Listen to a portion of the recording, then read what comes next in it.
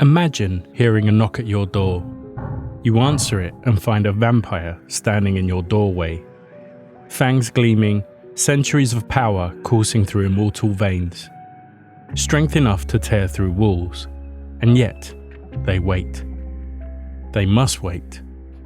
That simple door frame might as well be forged from holy steel. Those few inches of air, an impenetrable barrier between you and the creature's pale face. It's strange that the most enduring rules of vampire lore aren't about sunlight, or crosses, or even blood, but about something as mundane as asking for permission to enter. But why? Welcome to the mysteries of mythology. Why we invite vampires in. I remember the first time vampires needing to be invited in caught my attention. I was reading Stephen King's Salem lot, and something about the creature asking for permission to come in felt more unsettling than any of their supernatural powers. A monster that needs an invitation. Why did that feel scarier than one that doesn't? For centuries we've been fascinated by this particular rule. In folklore across cultures, the threshold isn't just the entrance to your home, it's a boundary between worlds. The Lares, guardian spirits of the home, protected the family and their property. The Romans had their god Janus, the two-faced god of doorways, transitions, and boundaries, all considered sacred to him. In Japan, protective Ofuda talismans guard entryways. Ancient Mesopotamians buried trinkets under their thresholds to ward off evil. But vampires took this ancient fear and twisted it into something darker. Something that speaks to our anxieties about trust, about safety, about the sanctity of our homes. What's more terrifying? A monster that breaks down your door, or one that convinces you to open it? This video is going to explain why this simple rule has such a powerful grip over our imagination. And to do that, we need to look deeper into what thresholds mean to us, how they shape our understanding of safety, and why the act of invitation carries so much power.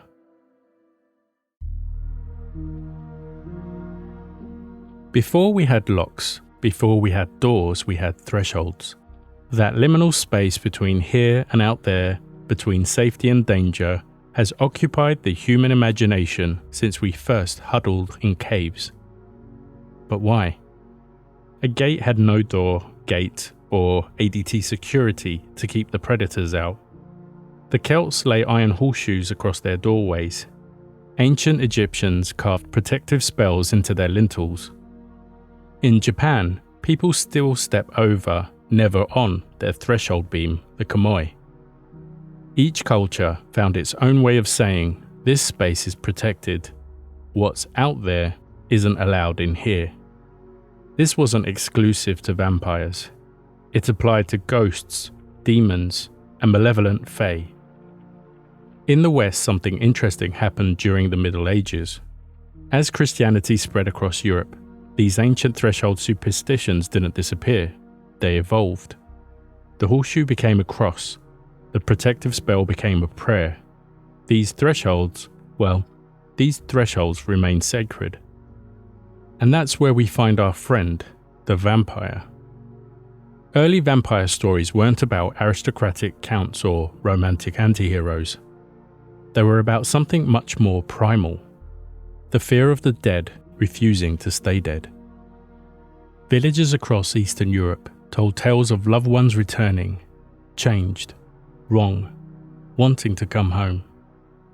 Stories like the Strigoi, which seemed more like blood-sucking zombies, were kept out of the home by leaving seeds, salt, or grains of rice outside the door. Strigoi were compelled to count things, and these practices would keep the Strigoi at bay until sunrise, when they would return to their graves. What's interesting is that counting being used as a deterrent is found across the world in different vampiric creatures like the Jiangshi in Japan. Turn the clocks forward to the Victorian period when we find a book that cemented the idea that vampires needed to be invited in. When Bram Stoker wrote Dracula, he did something pretty clever. He took this ancient folklore about invitation and threshold magic and dropped it into Victorian England, a society obsessed with proper etiquette and social boundaries. Suddenly, the vampire's need for invitation wasn't just a supernatural law. It was a dark mirror of society's own rules about who belongs where. Flash forward to today, and the rule is everywhere. Interview with a Vampire, Salem's Lot, From, and even What We Do in the Shadows. But why? What is it about this particular monster's limitation that resonates with us so deeply? Maybe it's because deep down we know something our ancestors knew. The most dangerous predator isn't the one that breaks down your door, it's the one that you welcome inside. After all, every vampire story is really asking the same question. Who do you trust enough to invite across your threshold? To really understand why this rule endures, we need to look at what happens in our brains when we're faced with a choice about who we trust, and why the psychology of permission makes vampires more terrifying, not less.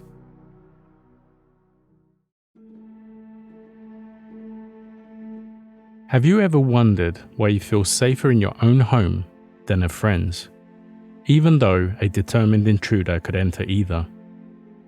There's something almost magical about having your own four walls and a door, a sense that you've created a space where you can make all the rules.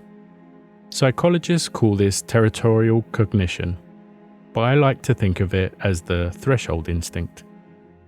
You can walk to the bathroom in the dead of the night without needing to turn the lights on and know exactly where the handle is. When someone knocks on our door, something interesting happens in our brains.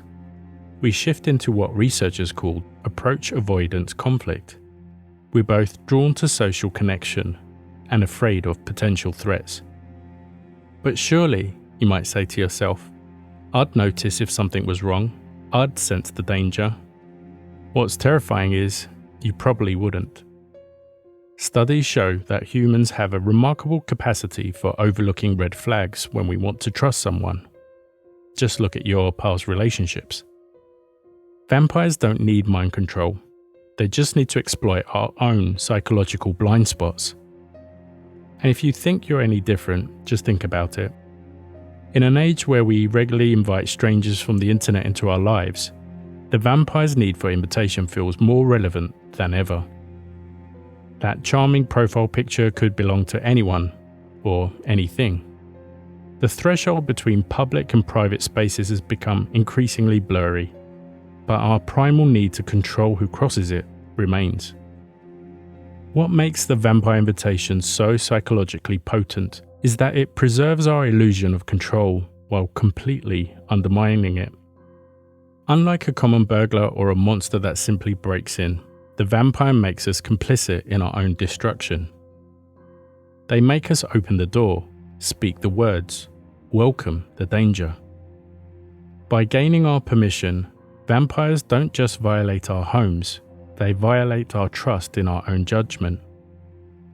And that's perhaps what makes this rule so enduring. It transforms the vampire from a mere predator into something far more insidious, a mirror of our own worst decisions. Every time we catch a character invite a vampire inside, we're really watching ourselves wondering, would I have seen through the disguise? Would I have been smart enough to keep the door closed?